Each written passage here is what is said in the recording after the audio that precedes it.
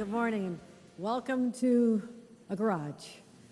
Not our usual venue, but this is not an unusual announcement to make here today. So first I want to thank everyone at Traceable headquarters for hosting us here today, and to acknowledge the presence of some amazing elected officials who I've had the honor to work with over a long time. And I'm starting with our county executive, Steve Valone. Thank you for all you have done.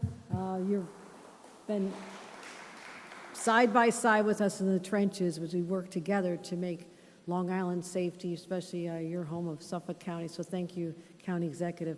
Also, Diane Savino has joined us, our state senator. Anna Kaplan is here. Thank you, Anna Kaplan. John Brooks is here, our senator. Our Assembly members, Chuck Levine, Dina Stiletti, Judy Griffin, and also we are joined by someone I've known a long time, and that is our DMV Commissioner, Mark Schroeder, and I want to thank you for everything you have done.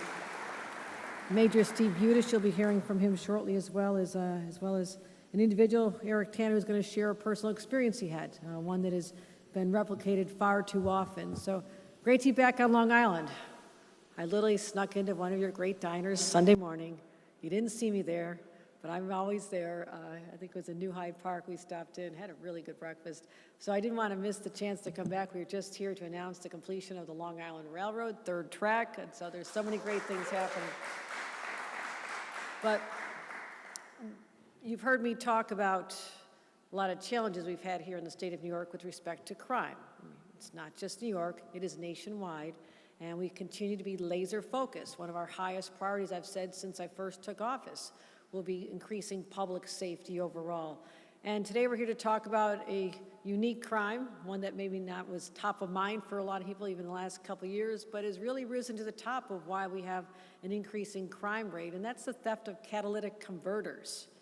And it's not just, as I said, New York issue, it's a rising spike all over the country. But the thefts here in New York State have just risen exponentially.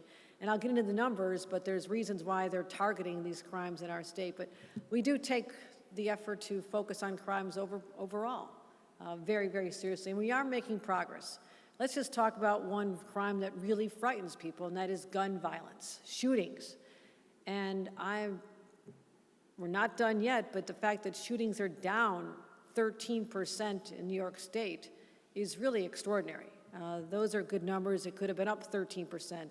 Other parts of the country, they're seeing a decrease in shootings of about 2%. So down 13% statewide, down 14% in New York City, down 18% on Long Island, and even in places like, and even my hometown of Buffalo, where Mark Schroeder's from, shootings are down 35%.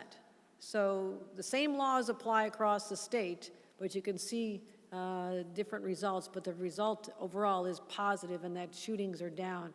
And gun seizures are up. I mean, part of this is a reflection that our gun approach is working. We brought together 9 states last January. I spoke about this. 9 states working with NYPD, local police departments, state, federal, local, working together to track illegal guns across boundaries and stop them from coming here as well. So we're trying to focus on progress there, but we do see an uptick in property crimes.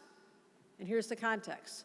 From 2019 to 2021, overall property crimes declined, with New York having the lowest rate, 30% lower than the national average. But just in 2022, something has happened.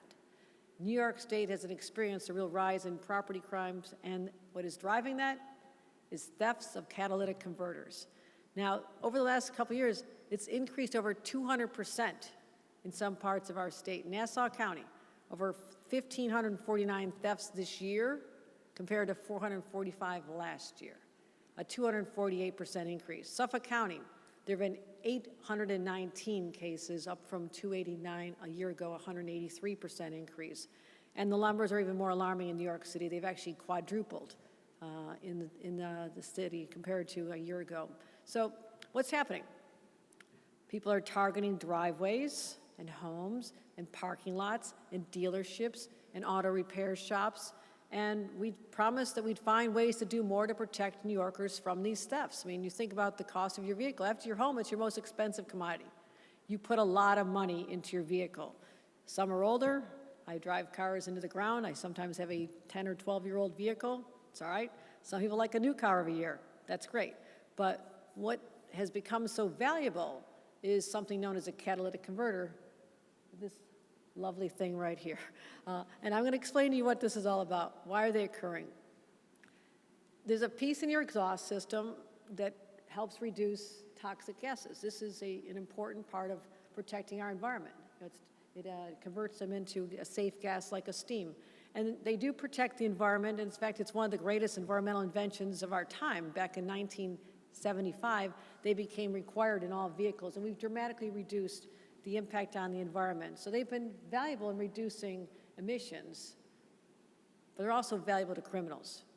And why are they stealing them? Because they contain rare, valuable materials like palladium, rhodium, think back to your high school chemistry classes on the chart, and platinum. Those are all the component parts of these converters. And as the price of rare metals has increased, so has catalytic converter theft. See the direct connection there. The price of the product is higher. Criminals are trying to make money off this, and they're stealing them from our cars. And they're very easy to remove. Very easy to remove, only takes about 2 minutes. And they have a street value alone of about $200 to $500. So the thefted one, only worth $200 to $500 on the street, replacing it costs anywhere from $2,000 to $3,000. The larger the vehicle, the more expensive it is to replace. And newer vehicles actually have 2 converters. So you can have 2 stolen at the same time. But the hit to our wallet doesn't just stop there. When they take it out, it also increases the likelihood of damage to the vehicle overall, cutting lines, and that can add up to $5,000 to $10,000 worth of damage you have to repair on top of replacing it overall. So we emerge from this pandemic. People have enough to deal with in their lives, inflation, everything going up, and now we have a criminal class of people that are now using this, stealing it from our citizens and selling it to various places, chop shops, on the black market. And so now today, instead of just talking about it, we're announcing a very aggressive, targeted approach that we believe will deter criminals from stealing them. So here's what we're doing. I'll be signing legislation. And again, I thank our legislators for their leadership, and I'll be announcing who was involved in a minute.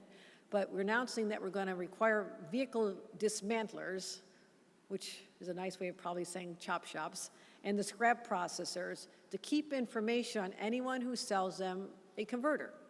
Let's track who's selling them. Okay? If a theft is reported, we'll know where to get the information. And this will help law enforcement as they conduct their investigations, as they track down these thieves. And also to make sure that these are easily traceable back to the vehicle they're stolen from, we're going to be having dealers offer new etching kits to provide a traceable serial number onto catalytic converters. It's this simple. It's called CatGuard, very clever. What you do, you get one of these packages from your dealer, and you can take this little brush, put this on the catalytic converter.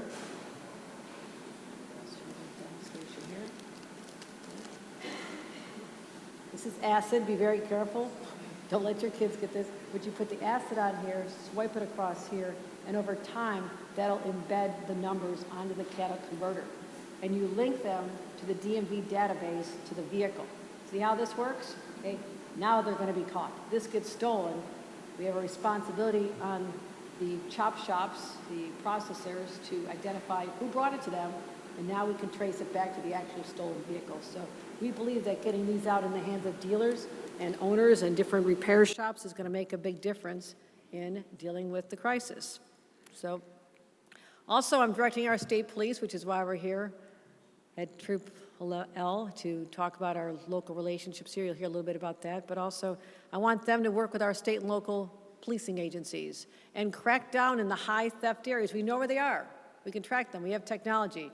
So I'm offering state police assistance to work with our local governments to have various teams that go out to crack down on these thefts as well. Because working together is how we're going to succeed in accomplishing this. I'm also instructing the DMV and state police to use legislation to trace stolen converters all the way back to those that may be already at illegal dismantlers. So they're going to go visit the shops, talk to them, find out if they can help work on tracing these catalytic converters as well. Also, I want to give people resources. Everybody says, sure, you pass a law, but it's now going to be a local cost. I spent a lot of years in local government. I know local governments don't like unfunded mandates, so we need to give you some support.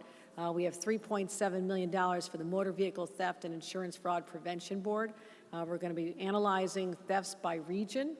And also, we mentioned insurance. I mean, this is a driver of insurance rates. You know, there should be we'll have conversations about this, but with the insurance companies, those individuals who have taken these precautionary steps, this could be an area where we can see a reduction in insurance costs for those so-called safe drivers, get reduction in insurance costs. Why not people who've taken these steps against theft as well? So we're also adding funding to 28 law enforcement agencies and community-based programs. And here's some money coming your way. Nassau County Police Department, $114,000. Nassau County District Attorney, $114,000. Suffolk County Police Department, $123,556. I'll give you the change there, County Executive. Also, the Suffolk County District Attorney, $283,000. So that's what we're serious about this. We know if we're going to put additional responsibilities on your shoulders to give you the resources to pay for it. But it's not all we're doing to support law enforcement in this. I'm proud to announce $20 million in new technologies such as license plate readers and surveillance cameras that can aid in the detection, prevention, and prosecution of car and catalytic converter thefts.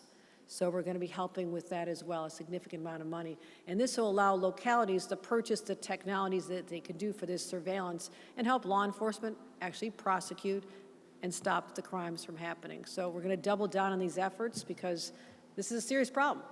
No one should have to worry about this. This is an enormous cost for families. They don't need the stress. They don't need the worry. You shouldn't have to go to bed at night wondering if someone's stealing this valuable commodity out of your own driveway, because people deserve to be safe, whether they're in their own home, streets, trains, subways, wherever they are. So we believe that the measures we're talking about today will go a long way toward addressing the thefts.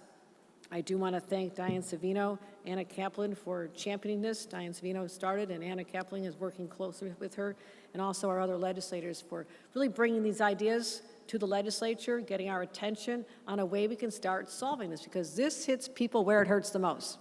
Hits them in their pocketbooks. And anytime government can work together, collaboratively to help solve this, we'll be doing this as well. So we want the criminals to know the gig's up. We're coming after you.